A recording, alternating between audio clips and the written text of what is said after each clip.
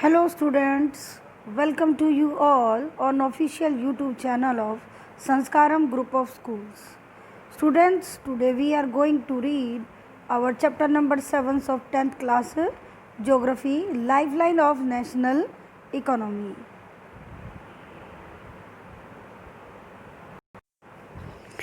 Student, as the name suggests, we are going to discuss what are the major factors that are crucial for the economy of any country.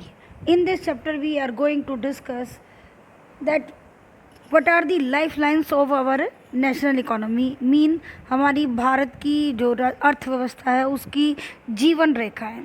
तो ये जीवन रेखा क्या होती है? तो सबसे पहले मैं इसी टॉपिक को आपके साथ डिस्कस करना चाहूँगी, क्योंकि चैप्टर पढ़ रहे हैं और हेडिंग के साथ उसको किस तरह से लिंक किया जाए. Student, what do mean by the term lifeline? Lifeline is something specially a way of getting help that anyone depend on to the lead his life in a satisfactory way. कि lifeline वो कोई भी किसी भी तरह की मदद हो सकती है जिससे किसी का भी जीवन है और बेहतर हो जाता है. अर्थात हम यहाँ इकोनॉमी की बात कर रहे हैं, तो उसके साथ साथ हम इकोनॉमी वर्ड है उसको भी डिफाइन करेंगे कि what is economy. The operation of a countries money supply, commercial activities and industries are called economy. कि किसी भी देश में पूंजी का सर्कुलेशन हो, व्यावसायिक गतिविधियाँ हों, औद्योगिक गतिविधियाँ हैं, उनका सम टोटल अर्थव्यवस्था कहलाता है. क्लियर? तो इसका मतलब किसी भी देश में जो उत्पादन हो रहा है वो उत्पादन कंज्यूमर तक किस तरह से जा रहा है, मीन प्रोडक्शन जो है वो कंज्यूमर तक कैसे जा रहा है, इकोनॉमी कैसे ऑपरेट हो रही है, और उसके अंदर हेल्पिंग फैक्टर्स क्या क्या हैं. तो उसके अंदर हम क्या देखते हैं कि पहले इकोनॉमी से ही स्टार्ट करते हैं कि इकोनॉमी को रन करने के लिए क्या करना पड़ेगा. प्रोडक्शन करनी पड़ेगी. प्रोडक्शन के लिए रॉ मटेरियल चाहिए. रॉ मटेरियल कहीं से लेके आएंगे, यानी कि रिसोर्सेज कहीं से तो आएंगे. चलिए, ट्रांसपोर्टेशन की ज़रूरत पड़ेगी. फिर उसको हम प्रोड्यूस करेंगे तो उसमें हमें फैक्टर्स ऑफ प्रोडक्शन की ज़रूरत पड़ेगी. चलिए, हमने उसको बना लिया, तो जब तक कि हम वो माल मार्केट तक नहीं पहुंचाएंगे कंज्यूमर तक, तब तक वो हमारी जो सर्कल है वो प्रोडक्शन का कंप्लीट नहीं होगा. इकोनॉमी में मनी जनरेट कैसे होगा, कैपिटल जनरेट कैसे होगी, क्योंकि अर्थव्यवस्था पैसे से चलती है. उस देश में होने वाले सभी आर्थिक क्रियाएं वो तभी होंगी जब उत्पादन होगा और ग्राहक तक पहुंचेगा. तो अब ये काम कौन करेगा? ये काम व्यापारी करेंगे, और वो उसे होलसेल और जो आपके जनरल जो ट्रेडर्स हैं वो किसी भी तरह से चेन से वो माल शॉप तक पहुंच जाता है और कंज्यूमर उसको परचेज करता है. तो इस सारी प्रोसेस में ट्रेडर क्या करता है, वो ट्रांसपोर्ट की रिक्वायरमेंट वहाँ आ जाती है कि वो रॉ मटेरियल प्रोडक्शन सेंटर तक पहुँचाता है. जब वहाँ प्रोड्यूस हो जाता है तो उसको शॉप तक पहुँचाता है, लास्ट पॉइंट तक पहुँचाता है, वहाँ से कंज्यूमर. मीन ट्रांसपोर्टेशन का एक मेजर रोल है इकोनॉमी के सर्कुलेट होने में. कि इकोनॉमी को डेवलप करना है, पैसा कमाना है, प्रोडक्शन करनी है, चाहे वो गुड्स की हो चाहे वो सर्विस की हो, तो उसमें मीन्स ऑफ ट्रांसपोर्टेशन एक मेन रिक्वायरमेंट हो गई. तो उसके साथ साथ एक चीज़ और है, मीन्स ऑफ कम्युनिकेशन. जब तक कि इंफॉर्मेशन एक्सचेंज नहीं होगी, आइडियाज़ एक्सचेंज नहीं होंगे, ट्रेडर को नहीं पता, प्रोड्यूसर को नहीं पता कि कंज्यूमर की डिमांड क्या है, और कंज्यूमर को नहीं पता कि प्रोडक्शन जो है उस तक क्या आ रहा है, क्या उसका रेट है, ये सब चीज़ें डिफरेंट चीज़ें जो भी कुछ कह लीजिए. तो एडवर्टीज़मेंट भी आती है हम तक इन्फॉर्मेशन देने के लिए. तो ये सारा कम्युनिकेशन के बिना ये अधूरा है. तो इसका मतलब means of transportation, means of communication, plus में ट्रेड के थ्रू ही तो वो चीज़ें हमारे तक आती है ना. कि रॉ मटेरियल से आपने प्रोडक्ट तो बना लिया, वो ट्रेड के थ्रू ही वो चीज़ मार्केट में आती है और कंज्यूमर तक अवेलेबल हो पाती है, और कैपिटल जो है वो जनरेट होती है. तो एक इकोनॉमी रन कैसे हुई, उसमें उसको जिन जिन चीज़ों की हेल्प की ज़रूरत पड़ी वो चीज़ें उसकी लाइफ लाइन कहलाएंगी, उसकी जीवन रेखा। तो किसी भी देश में यातायात के साधन, संचार के साधन और उस देश का व्यापार, वो उसकी जीवन रेखा कहलाता है। लेकिन स्टूडेंट, आज हमारे पास एक नया फैक्टर और है, टूरिज़्म। क्योंकि ह्यूमन बीइंग इंटरेक्शन जो है वो टूरिज़्म उससे ये तो होता ही है, लेकिन टूरिज़्म इकोनॉमी के लिए कैपिटल जो है उसकी फॉर्मेशन भी करता है, वो अर्न करता है। फॉरेन टूरिस्ट जो आते हैं वो फॉरेन एक्सचेंज यहाँ स्पेंड करके जाते हैं, हमारा देश उससे पैसे कमाता है। तो इसका मतलब हम सही जा रहे हैं अपने चैप्टर की तरफ कि life line of national economy and ये हमारा टॉपिक स्टार्ट हो जाता है अब कि किस तरह से एक अर्थव्यवस्था में means of transportation, means of communication, trade, जो टूरिज़्म है उसके डेवलपमेंट में अपना अपना मेजर रोल प्ले करते हैं, और उनकी क्या प्रॉब्लम्स हैं, क्या उनकी एडवांटेजेस हैं, क्या उनका रोल है इकोनॉमी के अंदर, कितने टाइप के हैं। तो ये पर्टिकुलर हम अपने कंट्री के बारे में डिस्कस करेंगे चैप्टर के अंदर। So student, let us start the chapter. We use different materials and services in our daily life. हम अपनी डेली लाइफ में बहुत सारी चीज़ों का इस्तेमाल करते हैं, सेवाओं का करते हैं। बाज़ार से खाने की, पहनने की, और घर के अंदर डेकोरेशन की, या गाड़ियाँ वाड़ियाँ, बहुत सारी चीज़ें हम खरीदते हैं। प्लस में सर्विसेज मीन, कभी कपड़े सिलवाने हैं, कभी डॉक्टर के पास जाना है, कभी बैंक में जाना, तो ये फैसिलिटीज़ हम लेते हैं। तो ये डेली हमें कुछ ना कुछ इनकी रिक्वायरमेंट चाहिए होती है। So some of these are available in our immediate surrounding, तो कुछ चीज़ें तो हमारे आसपास ही मिल जाती हैं। While other requirements are met by bringing things from other places, कुछ चीज़ें हमें बाहर से लाकर प्रोवाइड कराई जाती हैं। इस mean goods and service do not move from supply locals to demand locals on their own, कि कोई वस्तु या कोई सेवा जहाँ वो बनती है वहाँ से वो अपने आप तो उठ के चली नहीं जाती ना कंज्यूमर तक। तो क्या होगा, the movement of these goods and services from their supply location to the demand locations necessitates the need for transport, कि जहाँ वो चीज़ प्रोड्यूस हो रही है, जहाँ कंज्यूमर, दोनों की लोकेलिटी अलग है, तो उन दोनों का लिंक कौन करेगा, ट्रांसपोर्ट करेगा ना। तो वहाँ एक आवश्यकता की चीज़ आ गई, transport. Some people are engage in facilitating these movements, और कुछ लोग इस तरह की जो सुविधाएं हैं वो हमें प्रोवाइड कराते हैं, उसमें लगे हुए होते हैं। So these are known as traders, और ये व्यापारी होते हैं who make the product come to the consumer by transportation. व्यापारी वर्ग क्या करता है, उस वस्तु का जो उत्पादन जहाँ हो रहा है यातायात के द्वारा उसे कंज्यूमर तक उसका पहुँचाने का उसका काम है। 10 the pace of development of a country depend upon the production of goods and service as well as their movement over space. इसका मतलब किसी भी जो कंट्री का विकास है वो इस बात पर निर्भर करता है कि जो वस्तुओं का उत्पादन हो रहा है या सेवाओं का हो रहा है वो उस एरिया में लोगों तक पहुँचे तो सही। Therefore, efficient means of transport are prerequisites for fast development, कि यदि हमें किसी भी देश का तेज़ी से विकास करना है तो पहली शर्त होगी कि उस देश में सुचारू यातायात के साधन होंगे।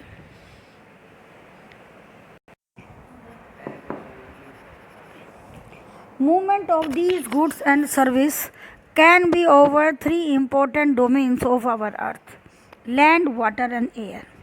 और वस्तुओं का जो ये आवागमन होता है, जहाँ से वो उत्पादन होती हैं उनका, या सेवाओं का, और जहाँ तक वो उपभोक्ता तक पहुँचती हैं, तो ये हमारे धरती के जो 3 आप विभाग कह लो, क्षेत्र कह लो, यानी कि आपकी ज़मीन, पानी और हवा, तीनों के अंदर भूमि हो जाता है, जल हो जाता है, और वायु जिसको शुद्ध हिंदी में बोला जाता है, तीनों के अंदर हम इसको क्लासीफाई कर सकते हैं कि लैंड ट्रांसपोर्ट, वाटर ट्रांसपोर्ट और एयर ट्रांसपोर्ट।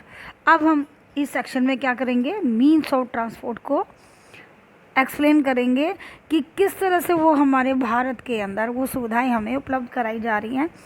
तो सबसे पहले जो हम स्टार्ट करेंगे डिस्कशन वो लैंड ट्रांसपोर्ट का करेंगे। आइए ज़रा देखते हैं। For a long time trade and transport were restricted to a limited space because lack of means of transport. कि जब सिल्क रूट था तब आपको पता है कैमल्स की बैक पर या बैलगाड़ियों में या शिप में जो मेन हमारा जो मूवमेंट होती थी गुड्स की वो बहुत स्लो प्रोसेस में होती थी और लोग भी एक जगह से दूसरी जगह की यात्रा बहुत कम ही लोग कर पाते थे क्योंकि पैदल चलना होता था या बैलगाड़ी या घोड़ा गाड़ी होती थी और लोग लॉन्ग लॉन्ग डिस्टेंसेस तक नहीं जा पाते थे।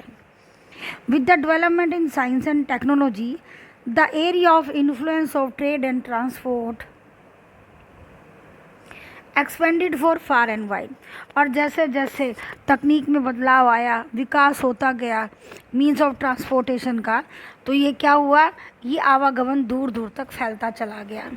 Today the world has been converted into a large village with the help of efficient and fast moving transport. ये फ्रेज भी है जिसके लिए हम श्रिंकिंग ग्लोबल वर्ल्ड बोलते हैं आजकल, कि आज हमारा जो देश है हमारा जो ग्लोब है यानी कि पूरा विश्व जो है वो एक बड़े गांव की तरह हो गया है। क्योंकि जो फास्टेस्ट और जो एफिशिएंट मीन्स ऑफ ट्रांसपोर्ट है, आज हम एक ही दिन में दुनिया के किसी भी कोने में बाई एयर कहीं से कहीं भी जा सकते हैं, जैसे हम एक गांव में घूम लेते हैं। Transport has been able to achieve this with the help of equally developed communication system. और ये जो हमारा यातायात के जो साधन हैं ये इतने बेहतरीन जो इन्होंने अपनी ये गति प्राप्त की है, तो इसमें काफ़ी बड़ा योगदान हमारे संचार के साधनों का भी है। क्योंकि जो हमारे शिप हैं, जो हमारे वाटरवेज हैं, एयरवेज हैं या रेलवे लाइन्स है लैंड ट्रांसपोर्ट में, इसके अंदर इसके जो सर्कुलेशन में, इसकी मूवमेंट में सबसे ज़्यादा मेजर रोल किसका होता है, कम्युनिकेशंस का। कि जब तक आप वॉकी टॉकी से या सैटेलाइट के थ्रू एरोप्लेन से, शिप से कनेक्शन नहीं होगा तो नेविगेशन उनका कैसे होगा। तो इसका मतलब कम्युनिकेशन की रिक्वायरमेंट भी उतनी ही है जितनी की मीन्स ऑफ ट्रांसपोर्ट की है। Therefore transport, communication and trade are complementary to each other. It means in any economy these three things, transport, communication और ट्रेड, जब तक ये तीनों फ्लरिश नहीं होंगे, इफ़ेक्टिव नहीं होंगे, तो किसी कंट्री, कोई भी इकोनॉमी है वो डेवलप नहीं होगी। जितना ये तीनों चीज़ें डेवलप होंगी इकोनॉमी भी उतनी ही डेवलप होगी। तो इसीलिए इन तीनों चीज़ों को क्या कहा गया, लाइफ लाइन। कैसे, जैसे आपने देखा होगा आईसीयू में कोई पेशेंट जो होता है वो एडमिट होता है तो क्या होता है, मॉनिटर पे सामने उसकी दिल की धड़कनें चल रही होती हैं और लोग क्या बोलते हैं, लाइफ लाइन चल रही है। मीन वो सांस ले रहा है और दिल की धड़कनें चल रही हैं, आर्टरीज और वेन अपना काम कर रही हैं, सेंस ऑर्गन काम कर रहे हैं। तो ये आर्टरीज और वेन किसी नेशन की क्या है, means of transport and means of communication. Sense organ का काम कम्युनिकेशन, मीन्स ऑफ कम्युनिकेशन कर रहे हैं, तो ट्रांसपोर्टेशन आर्टरीज और वेन का काम कर रहा है। क्योंकि ये कंट्री अपने आप में एक बॉडी होता है, ग्रुप ऑफ पीपल होता है जिसको सर्कुलेट करना होता है, जब ऐसे ही जैसे कोई ह्यूमन बॉडी काम करती है, उसका लिंक बनाना पड़ता है। So that's why we can say that means of transport, means of communication and trade are the lifeline of any economy. So now we are going to discuss about our country. Today India is well linked with the rest of the world despite its vast size, diversity and linguistic and socio-cultural plurality. कि आज हमारा जो भारत है वो क्या है, पूरे विश्व के साथ इतनी विशालता है, ये विशाल देश है जिसमें विभिन्नता है भाषाई, सामाजिक, संस्कृति की, और उसके बावजूद हमारा देश पूरे विश्व के साथ बेहतरीन तरीके से जुड़ा हुआ है। Railways, airways, waterways, newspaper, radio, television, cinema, internet etcetera have been contributing to its socio economic progress in many ways. चाहे वो रेलवे है, चाहे हमारा वायु यातायात है, चाहे जल यातायात है, चाहे समाचार पत्र हैं, रेडियो है, टीवी है, सिनेमा है, इंटरनेट है, इसने इसकी आर्थिक और सामाजिक जो विकास है उसमें बहुत बड़ा योगदान दिया है। The traders from local to international level have added to the vitality of its economy. जो व्यापारी हैं, चाहे वो स्थानीय हैं, चाहे वो अंतर्राष्ट्रीय स्तर पर हैं, उन्होंने इसकी अर्थव्यवस्था को और समृद्ध किया है। It has enriched our life and added substantially to growing amenities and facilities for the comfort of life। और इस बढ़ती अर्थव्यवस्था के विकास ने हमारे जीवन को और बेहतर बनाया है, हमें और सुविधाएं प्राप्त की हैं, जिससे हमारा जीवन है वो और आसान हो गया है, सरल हो गया है। In this chapter, you will see how modern means of transport and communication serve as lifeline of our nation and its modern economy। कि इस पार्ट में हम क्या देखेंगे कि हमारे मॉडर्न मीन्स ऑफ ट्रांसपोर्ट और कम्युनिकेशन जो है वो किस तरह से हमारे देश की जीवन रूपरेखा के बारे में काम करते हैं और इसकी आधुनिक अर्थव्यवस्था का निर्माण करते हैं। It is thus evident that a dense and efficient network of transport and communication is a prerequisite for local, national and global trade of today। तो इसलिए कह सकते हैं कि एक घना और सुचारू रूप का जो यातायात का संचालन है, संचारों और संचार के माध्यमों का, वो स्थानीय, राष्ट्रीय और वैश्विक व्यापार की पहली शर्त है, क्योंकि जब तक मूवमेंट ऑफ गुड्स और सर्विस नहीं होगी ट्रेड तो पॉसिबल ही नहीं है। So now student come to the figure 7.1। Here we are going to see the means of transport, land transport, water transport and air transport. In this chapter हम आगे आने वाले मॉड्यूल्स के अंदर हम 1 बाय 1 इनको डिस्कस करेंगे। Roadways, railways and pipeline. Pipeline is also new mode of means of transportation, इसको भी डिस्कस करेंगे। इनलैंड वाटरवेज और ओवरसीज़ वाटरवेज दोनों को डिस्कस करेंगे। और एयरवेज, आपको पता है हमारे यहाँ डोमेस्टिक एयरवेज भी हैं और इंटरनेशनल एयरवेज भी हैं, और डोमेस्टिक में पब्लिक अंडरटेकिंग हमारी है और प्राइवेट एयरलाइंस भी है, तो इसके बारे में हम डिटेल स्टडी करेंगे। So let us come to the next page. अब हम मीन्स ऑफ ट्रांसपोर्ट करेंगे। सो स्टूडेंट, सबसे पहले हमारा लैंड ट्रांसपोर्ट में क्या आता है? रोडवेज, सड़क यातायात। India has one of the largest road network in the world, aggregating to about 56 lakh kilometre in India. Roadways have preceded railways. कि भारत में जो सड़कों का जो जाल है वो विश्व में सबसे विशाल है। 50 लाख किलोमीटर के करीब हमारी अप्रॉक्सीमेटली सड़क का जाल है, जो कि रेलवे से आगे है। कि रेलवे भी हमारे यहाँ बहुत मेजर रोल प्ले कर रहा है, लेकिन it is much better than railways. They still have an edge over railway in view of ease with which they can be built and maintain. जिस तरह से सड़कों को बनाना आसान है, उनका मरम्मत आसान है, तो रेलवे से ये हमेशा ही प्रथम स्थान प्राप्त करती रहती है हमारी ये service. The growing importance of road transport vice versa, rail transport is rooted in the following reason। कि आगे हमें कुछ कारण दिए हैं जो हमें बताएंगे कि किस तरह से रोडवेज जो है वो रेलवे से बेटर है।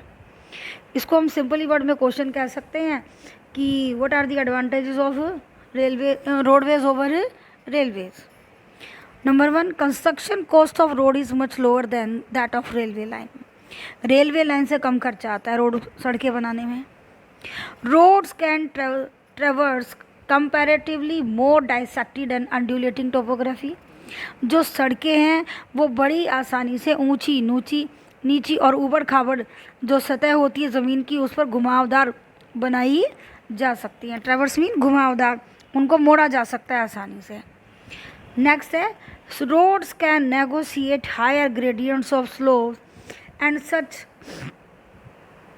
Can traverse mountain as the Himalayas. Himalaya की जो ऊंची नीची पहाड़ियाँ हैं, हम इसको हिल के ऊपर आसानी से घुमाओ, चाहे वो हेयर पिन बैंड है चाहे यू बैंड है, उसको आराम से मोड़कर हम सड़कों का निर्माण कर सकते हैं। Road transport is economically in transportation of few % relatively smaller amount of goods over short distances. यदि शॉर्ट डिस्टेंस में जाना है, क्वांटिटी कम है गुड्स की, और पर्सन को अगर लेके जाना है तो वो अगर कम है, तो सबसे बेटर और इकोनॉमिकल क्या रहेगा? Road transport. It is also provides door-to-door service. Thus, the cost of loading and unloading is much lower. आपको पता है बड़े बड़े जो हमारे ट्रक होते हैं, ट्राले होते हैं, इनके अंदर जहाँ फैक्ट्री से ही माल लाद कर सीधा सी पोर्ट तक ले जाया जाता है, तो लोडिंग अनलोडिंग में ज़्यादा प्रॉब्लम नहीं आती कि बीच में कहीं उतारना है चढ़ाना है। रोड ट्रांसपोर्ट, और यही गुण इसको आगे ले जाता है, road transport is also use as a feeder to other mode of transport, such as they provide a link between railway stations, air and seaports। चाहे वो इंसान हो, चाहे सामान हो, चाहे सर्विस हो, आपको एयरवेज यूज़ करनी है, रेलवे यूज़ करनी है या सी पोर्ट यूज़ करना है, तो रोड ट्रांसपोर्ट क्या करती है, फीडर सर्विस प्रोवाइड करती है।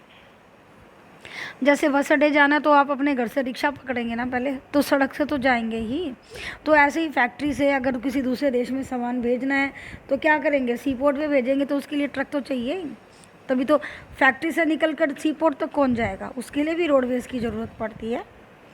So in India roads are classified in the following 6 classes according to their capacity, कि उसके ऊपर चलने वाला जो यातायात है सड़कों का, उसके आधार पर भारत में 6 तरह की रोड होती हैं उनकी इंपॉर्टेंस के अकॉर्डिंग। Look at the map of national highway and find out the significance role played by these roads. तो इन रोड को पढ़ने की बजाय मैं पहले आपको मैप दिखाना चाहूँगी ताकि आप समझ जाएं। तो स्टूडेंट आप देखेंगे कि ये हमारा इंडिया का मैप है, इसमें दिल्ली से लेके मुंबई तक और दिल्ली से लेके कलकत्ता तक और मुंबई से चेन्नई और कलकत्ता से चेन्नई एक येलो कलर की जो स्क्वायर है ये बना हुआ है। ये 6 लेन का सुपर हाईवे है जिसको गोल्डन क्वाड्रिलेटरल कहा जाता है। और इसके साथ ही आप गुजरात में पोरबंदर से ऊपर मांडवी तक जाके और झांसी से होता हुआ आप कहाँ पाएंगे, गुवाहाटी में सिलचर तक। ये हमारा ईस्ट वेस्ट कॉरिडोर कहलाता है। ये नेटवर्क, ये भी 6 लेन सुपर हाईवे है जो कि एक्सट्रीम पॉइंट को आपस में लिंक करता है। ठीक उसी तरह से श्रीनगर से कन्याकुमारी, ये हमारा जो नेटवर्क है रोड का वो चलता है, जो कि हमारे एक्सट्रीम पॉइंट है नॉर्थ और साउथ, उसको लिंक करता है। तो यही हमारा मेजर क्या है, फर्स्ट टाइप ऑफ रोड है जिसको हम गोल्डन क्वाड्रिलेटरल या सुपर हाईवेज कहते हैं, जिसका काम है हमारे कंट्रीज़ के एक्सट्रीम पॉइंट को कनेक्ट करना। Now we are going to discuss it. Golden Quadrilateral Super Highways. The government has launched a major road development project linking Delhi, Kolkata, Chennai, Mumbai and Delhi by 6 lane super highways. कि इन चारों metro cities को connect करने के लिए 6 लेन का super highway बनाया गया है। The north south corridor linking Srinagar and Kashmir, Jammu Kashmir and Kanyakumari Tamil Nadu में, और ईस्ट वेस्ट कॉरिडोर जो है वो कनेक्टिंग करता है सिलचर आसाम से और पोरबंदर गुजरात से, are part of this project. The major objective of the super highways is to reduce the time and distance between the mega cities of India, और जो हमारे एक्सट्रीम पॉइंट है उसको कनेक्ट करने का भी इसका काम है। These highway projects are being implemented by the national highway authority of India NHAI, इसको मेंटेन करता है और इसको इम्प्लीमेंट करता है। फिर हमारा आ जाता है national highways. National highways link extreme part of the country. These are the primary road system and are laid and maintain by the central public works department. Central government का डिपार्टमेंट है जो इसकी मेंटेनेंस और construction का काम देखता है।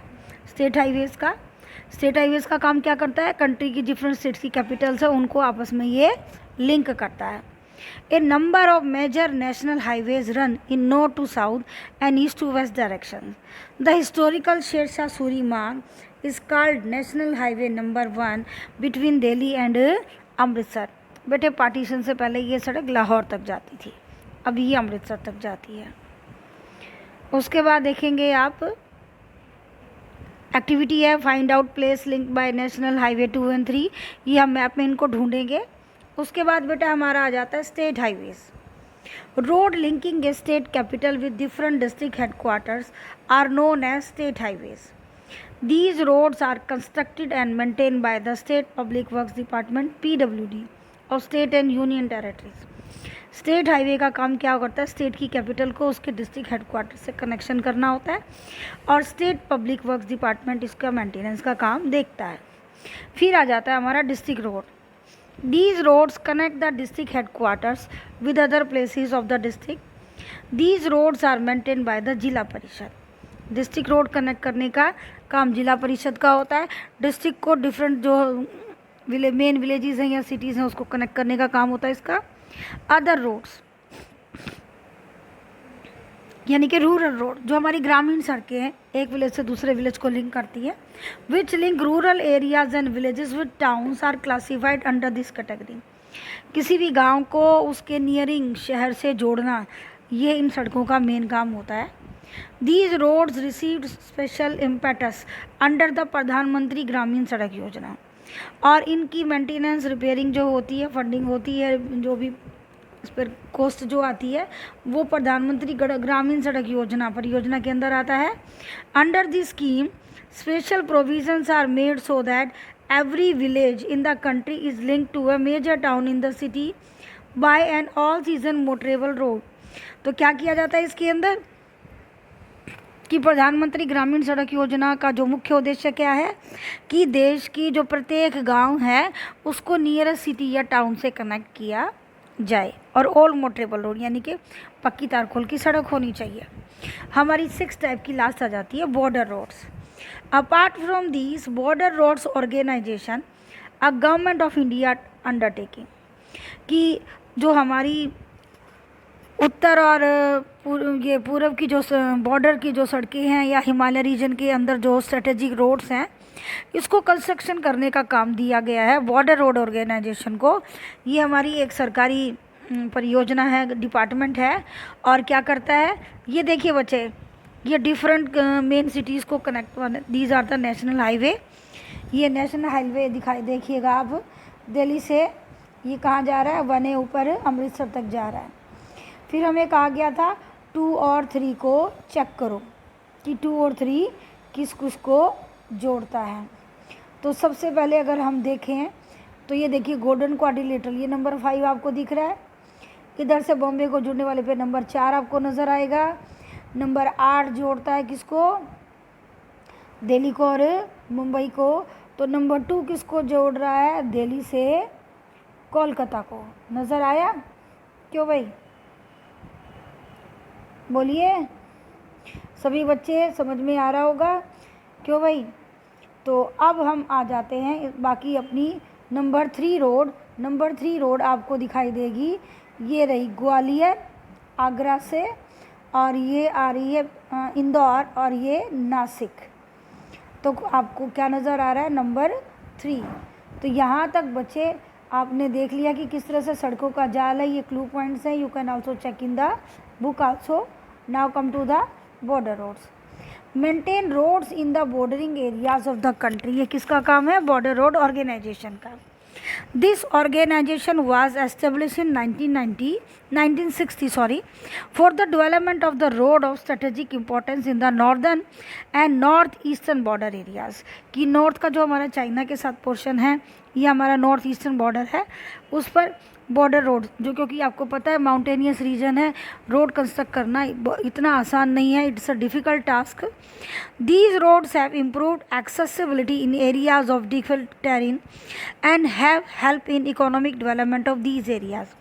और जो ये सड़कें हैं जो बॉर्डर रोड ऑर्गेनाइजेशन बना रही है, जो हमारी स्ट्रेटेजिक रोड्स हैं, ना केवल ये डिफ़िकल्ट टेरेन्स की एक्सेसिबिलिटी करती हैं मिलिट्री की और वहाँ के लोगों तक की, बल्कि जो हमारा डिस्टेंस एरिया हिमालयन रीजन का, देखिए किस तरह से माउंटेन के ऊपर से रोड बनाई गई है. तो इसका इकोनॉमिक डेवलपमेंट के लिए आपको पता ये ज़रूरी है. और उसके बाद ये तो था उसकी कैपेसिटी के अकॉर्डिंग. अब हम देखते हैं रॉ मटेरियल के अकॉर्डिंग रोड्स का classification. Roads can also be classified on the basis of the type of material used for their construction, such as metal and unmetal roads. Metal roads may be made of cement, concrete, or even bitumen of coal. Therefore, these are all weather roads. Metal roads यानी कि पक्की सड़कें जो या तो तारकोल से बनती हैं या सीमेंट से बनती हैं।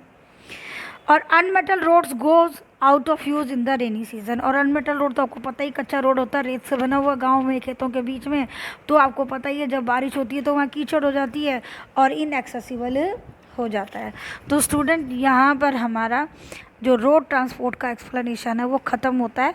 सो this is the part 1 of our chapter number 7 और as soon as possible I will prepare for the part number 2. Till then, goodbye. And last, if you like my explanation, please like my videos and share it. Thank you.